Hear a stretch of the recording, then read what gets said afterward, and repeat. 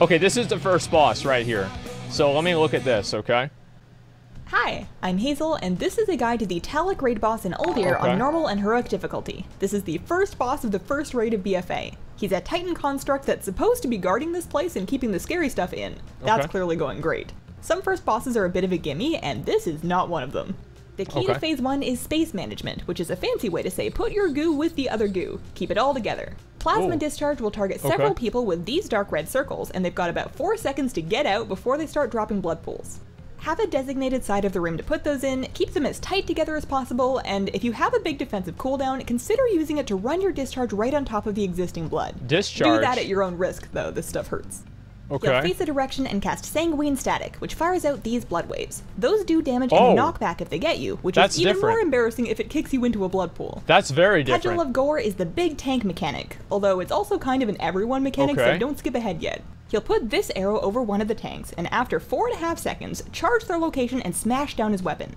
That clears all bloodstorms in 18 yards, so the tank should run it into a filled part of the room to clear space. Smart. It also does massive raid damage that drops off with distance, so if you're not the tank, you want to be as far from that as you can get. That's Laying down a raid marker for the blood drop location, and then a safe zone to stack during Cudgel on the opposite side make this easy to coordinate. 20 seconds or so after dropping his weapon, he'll regret his decision and use Retrieve Cudgel. The boss charges to the location of his weapon, doing big damage and a knockback to anyone in his way. Don't be in his way. At 60% health, we move into phase 2. The floor starts descending, and this is officially an elevator boss. You can fall off the edges, and I don't recommend it. During this part, Taloc is powered down, taking 99% less damage and having a little break. He won't attack, so don't worry about him for a bit.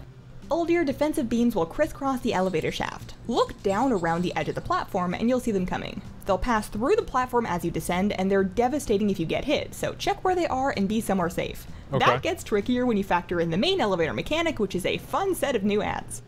Coalesced bloods will spawn and leave blood patches under them as they move. A tank should pick them up and slowly drag them around the border of the platform while everybody nukes them down. Healing and ad positioning is way easier in this phase if everyone stacks up, so form a tight group near the edge of the platform, keep an eye on incoming beams, and move together. Volatile droplets will fixate a player and ooze towards them, which should be towards the stack if everyone is grouped. When they touch any player, they'll pop and disappear, doing some damage in a 5-yard knockback. The off-tank, or anybody that's free and can take the hit, should run forward into the ad pocket before it reaches the group. You get knocked off the elevator. Make sure that you're at least 5 yards clear of other players and also the edge to avoid kicking yourself or your friends to their deaths.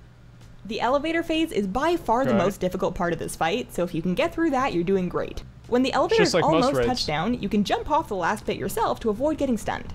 Once you're at the bottom, the boss wakes up and you enter the final phase. This is basically just phase 1, but with more space, and the fixate ads from the elevator will continue to spawn.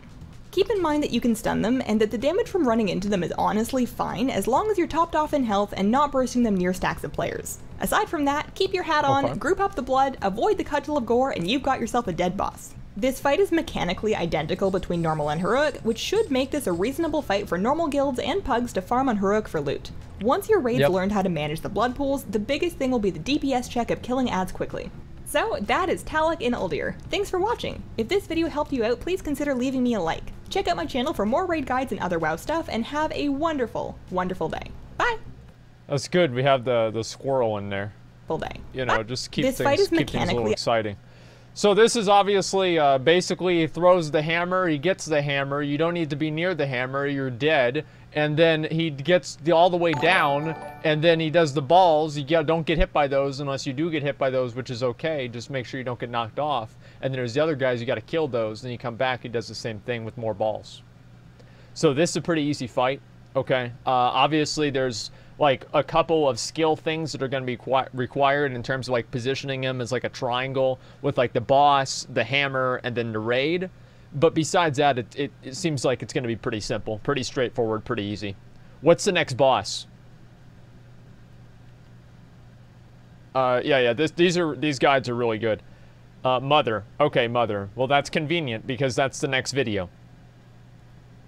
Hi, I'm Hazel, and this is a guide to the Mother raid boss in Uldir on normal and heroic difficulty. I actually thought Mother was like a placeholder name because it sounded so fucking stupid.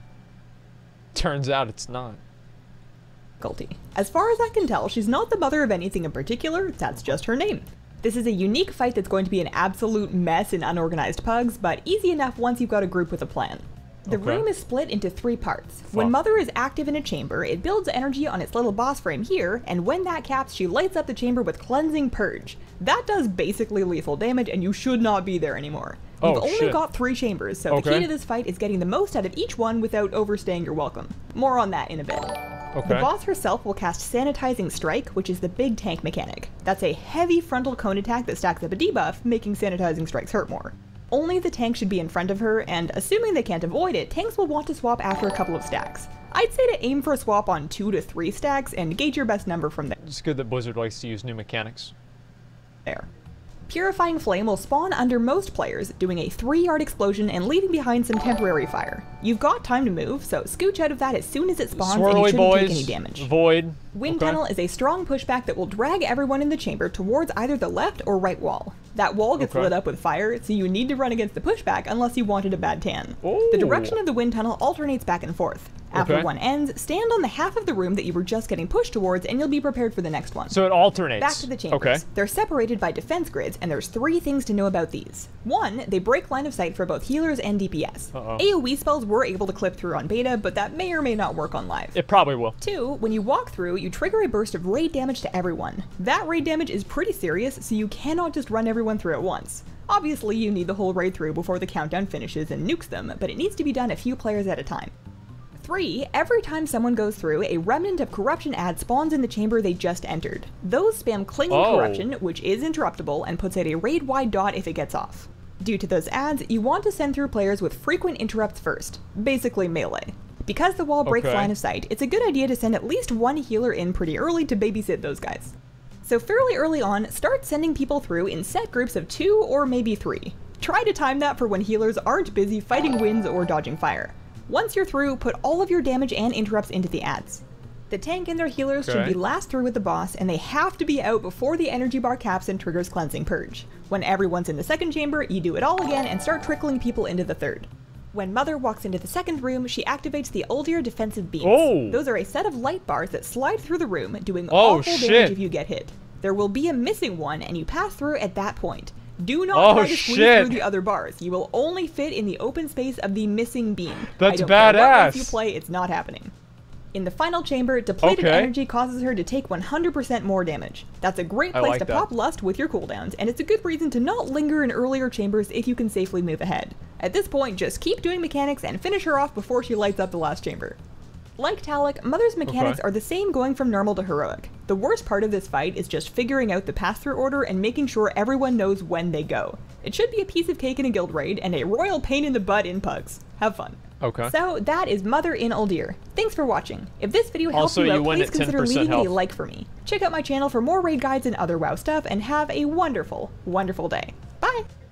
So you have to alternate through all 3 of the different areas, and then there are these ads that spawn. I actually don't understand entirely how these ads are supposed to work. Defense grid. Passing through a defense grid inflicts damage. Additionally, embodiment of contamination is summoned after 3 seconds. Yeah, that's the only thing that's a little bit confusing to me. But everything else I think is pretty much simple. And I think that I'll understand it as soon as I see it. It's just I think I need to kind of see it. And the beams, dude, I really like these beams, man. These beams are fucking funny. Let me see if I can show you guys what they do. Here we go. And watch the first time that her raid goes into it. This is actually really funny, too. Into the third. When Mother walks into the second room, she activates the Uldir defensive beam. Look at her frames. Look at her raid frames. Watch. Go again and start trickling people into the third. When Mother walks into the second room, she activates the Uldir defensive beams. Those are a set of light bars that slide through the room, doing awful damage. So you can obviously blink through it and probably leap through it too if it's every 0.2 seconds, but maybe not. It depends on if you're lucky or not. So you want to make sure that you just go through the little circle there. It's just, this is an example of something that's just like Siegecraft or Blackfuse on Mythic back in Siege of Orgrimmar. So this is also a pretty easy mechanic too, as long as you kind of are used to the mechanics. Like after you've played the game for a long time, you start to see the same mechanics resurface over and over and over. Okay? The next one, Fetid Devourer, because that's what it shows right here. Fetid Devourer. Okay. All right, let's go to the next one. Third room is a rotating beam. Yeah, well, that's probably going to be easy to deal with. And she also takes more damage in the third room, too, so that should be easy, too. They're beams that come from above. You got to watch out for those. I mean, I think that's something that you can kind of figure out on the first try. Like, so you see it, it's like, okay, fuck, I gotta move out of it. Hi, I'm Hazel, and this is a guide to the Fetid Devourer raid boss in Uldir on normal and heroic difficulty. This little guy was made from the discarded remains of lethal experiments performed on Loa. Titans are mean.